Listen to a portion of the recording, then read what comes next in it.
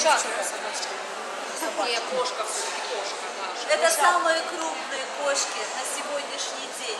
Кошки породы Мейн-кун, американская порода. И мне хватает стола, да, большие и крепкие, с красивым качеством только полудлинной шерсти. Kolpinkakarvoista. Niiden suuret maailmasta, väga suuret ja ilusat kassid.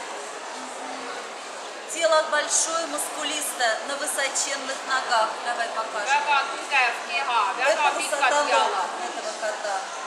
Ноги ровные, обязательно ровные. Голова большая, отличных, четких контуров. Suur pea, sirged jooned, sirged kontuurid. С двумя плоскостями головы. Это лоб и нос. Täiesti sirge nina ja täiesti sirge pea. Мордочка, как коробочка, прилеплена к этому лицу. Nägu on nagu karp.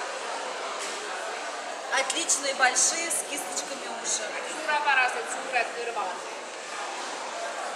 Глаза овальные, спрямлено верхнее веко, придает хмурое выражение. Хотя те, кто слышал голос Мейн-куна, знают это несоответствие пикающих кошек.